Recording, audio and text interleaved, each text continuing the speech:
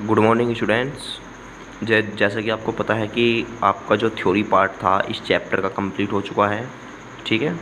और आज जो है हम न्यूमेरिकल स्टार्ट करने वाले हैं और न्यूमेरिकल नंबर फर्स्ट होगा हमारा, ठीक है। तो जो पेज नंबर 305 पर होगा। तो प्यारे बच्चों, सबसे पहले क्या है, आप जो न्यूमेरिकल दे रखा है उसमें जो वैल्यू दे रखी है वो लिखेंगे, ठीक है। तो सबसे पहले इसने कहा है कि 8 सेंटीमीटर त्रिज्या, यानी त्रिज्या को हम 8 से रिप्रेजेंट करते हैं। ये कितनी दे दी हमें? 8 सेंटीमीटर, और सेंटीमीटर को कन्वर्ट करो मीटर में, तो -2 हो जाएगी हमारी, क्योंकि 100 से हम इसको डिवाइड करेंगे तो 100 से डिवाइड करने के बाद हमको क्या मिलेगी?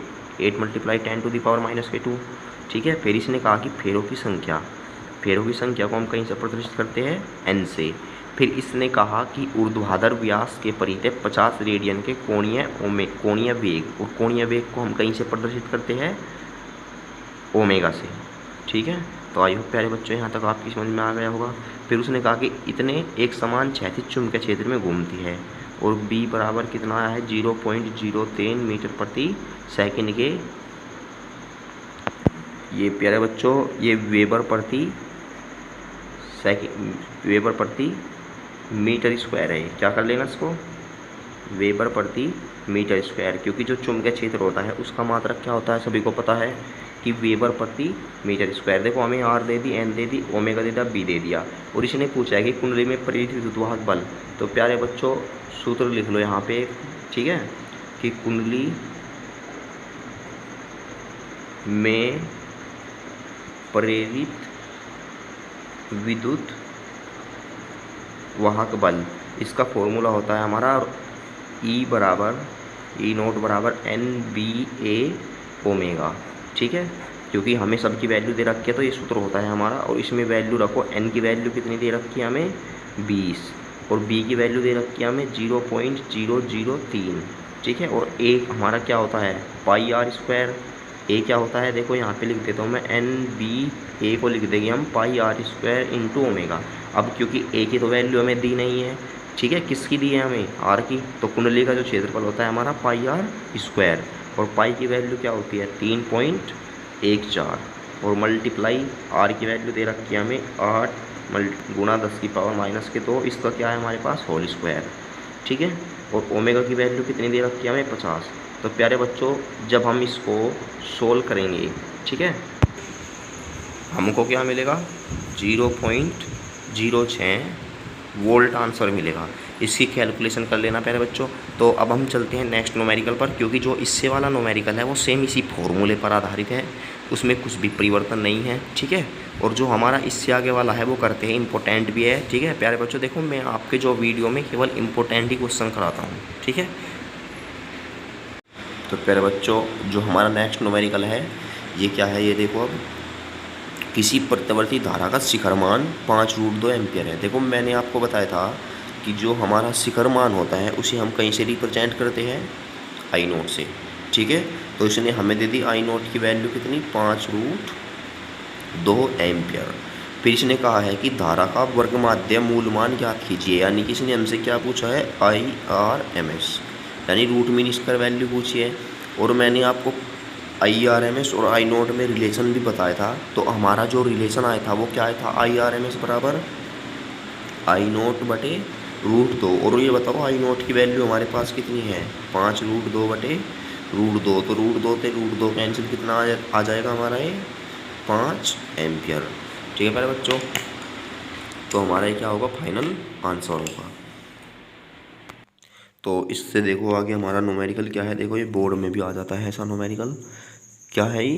कि एक प्रत्यावर्ती धारा व्यंजक, एक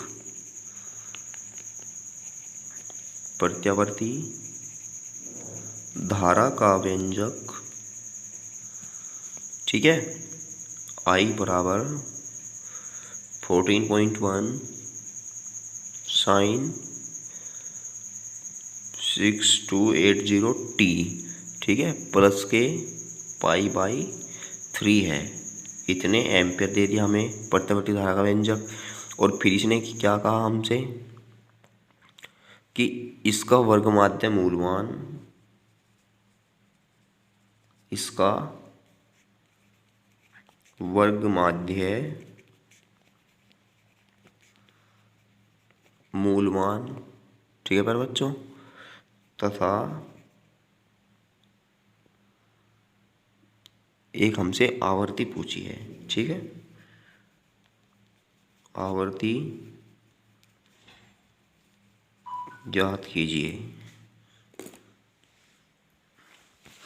तो प्यारे बच्चों, जैसे कि आपको पता है, किसी ने हमें जो क्या दी है, इक्वेशन दी है। ठीक है, और सभी को पता है कि जब हमें इक्वेशन देता है, और ये बताओ कि जो हमारी प्रत्यावर्ती धारा की इक्वेशन होती है क्या होती है? प्रत्यावर्ती धारा की समीकरण। देखो, जब भी आपको वोल्टता या प्रत्यावर्ती धारा की इक्वेशन दे तो सबसे पहले आपको क्या करना है फर्स्ट स्टेप में, कि जो प्रत्यावर्ती धारा की इक्वेशन होती है उसको लिखो। क्या होती है? साइन ओमेगा टी होती है। ठीक है, अब इक्वेशन में देखो एंगल जुड़ा हुआ है तो प्लस के कर दो यहाँ पे फाई। ठीक है प्यारे बच्चों, अब इसके बाद में तुम्हें कंपेयर करनी है। अब ये बताओ, ये इक्वेशन है हमारे पास और ये है, दोनों बताओ यदि हम इसकी तुलना करें, तुलना से ये बताओ, यहाँ पे आई नोट है, यहाँ पे साइन के पहले क्या है 14.1, तो ये बताओ आई नोट की वैल्यू कितनी मिलेगी हमें? 14.1 मिल जाएगी। इसी प्रकार यहाँ पे ओमेगा टी है, यहाँ पे 6280 टी है, तो जैसे ही हम तुलना करेंगे तो ओमेगा की वैल्यू हमें कितनी मिलेगी? 6280, तो ओमेगा की वैल्यू मिल जाएगी हमें। ठीक है, और यदि इसमें कला कोण पूछता हमारा तो फाई बराबर कितना है यहाँ पे? पाई/3। ठीक है प्यारे बच्चों, अब इसके बाद में देखो हमसे एक तो पूछा है IRMS। ये बताओ IRMS बराबर कितना होता है हमारा? आई नोट बटे √2, तो 14.1 बटे। ठीक है, अब ये बताओ √2 की वैल्यू कितनी होती है हमारी? 1.414 होती है। ठीक है, तो यहाँ पे एक अंक पे पॉइंट है। ठीक है, यहाँ पे कितना है? एक अंक पे पॉइंट है 14.1, लेकिन यहाँ पे कितना है 3 अंक पे, तो हमने इसमें 100 की मल्टीप्लाई करके पॉइंट हटा दिया, इसका भी हटा दिया, तो हमारा ये कैंसिल आउट हो जाएगा। तो कितना आ जाएगा हमारा IRMS का मान? 100 एम्पियर। ठीक है, देखो यहाँ पे तुम भी √2 का मान 1.41 कर लो और 10 की मल्टीप्लाई करके पॉइंट हटा दो। ठीक है, क्योंकि हमें पता है कि जो IRMS होती है इसका मान कभी भी आई नोट से ज़्यादा नहीं हो सकता। तो कितना आएगा इसका मान? 10 एम्पियर आएगा प्यारे बच्चों। ठीक है, अब ये बताओ ओमेगा बराबर क्या होता है? 2πn। ठीक है, यहाँ पे ओमेगा की जो वैल्यू है हमारे पास कितनी है? 6280, क्योंकि हमसे क्या पूछी है? आवर्ती पूछी है, और 2 × 3.14 और गुना में कितना है? n। तो प्यारे बच्चों, जब हम इसको कैंसिल करेंगे तो n का जो मान मिलेगा हमें वो क्या मिलेगा? 1000 हर्ट्ज। ठीक है, तो आई होप किसी को कोई डाउट नहीं होगा। बस तुमको एक बात ध्यान रखनी है, जब भी समीकरण दे, समीकरण देने के बाद आपको क्या करनी है? प्रत्यावर्ती धारा या प्रत्यावर्ती वोल्ट तक इक्वेशन रखनी है जिसकी दे रखी हो, फिर कंपेयर करनी है। आई नोट के स्थान पर इतना हमारे पास, ओमेगा के स्थान पर ये है, और फाई के स्थान पर ये है। अब IRMS बराबर होता है आई नोट बटे √2। इसने देखो आई नोट की जो वैल्यू दे रखी है 14.1, तो हम जो √2 का मान है वो 2 अंक तक ही लेंगे। ठीक है, 1.4, क्योंकि हमें पता है कि IRMS का जो मान है आई नोट से बड़ा नहीं हो सकता, क्योंकि आई नोट की वैल्यू क्या होती है हमारी? बड़ी होती है। ठीक है मेरे बच्चों, तो जब हम 1.41 को उसमें मल्टीप्लाई 10 की करके डिवाइड करते हैं तो क्या आ जाएगा हमारा? केवल 10 आ जाएगा, क्योंकि एक जो हमारा 141 से कैंसिल आउट हो जाएगा, तो 10 एम्पियर आ जाएगा हमारा फाइनल आंसर। और इसी प्रकार हमको पता है कि इस चैप्टर के स्टार्टिंग में ही मैंने फॉर्मूले लिखवा दिए थे कि ओमेगा बराबर क्या होता है? 2πn। तो ओमेगा बराबर जब 2πn होता है तो हमने यहाँ पे वैल्यू रख दी, तो ठीक है, और पाई की भी वैल्यू रख दी, और इसको कैंसिल आउट कर दिया। कैंसिल आउट करने पर हमें क्या मिलेगा? n की वैल्यू ये मिलेगी। ठीक है, तो आई होप प्यारे बच्चों यहाँ तक आपको समझ में आया होगा। तो इस चैप्टर में देखो इस टाइप के जितने भी न्यूमेरिकल है वो आपके करने हैं। ठीक है, मैं इससे आगे जो आपको कुछ इम्पोर्टेंट सा होगा वो करवाएंगे। तो मिलते हैं नेक्स्ट वीडियो में।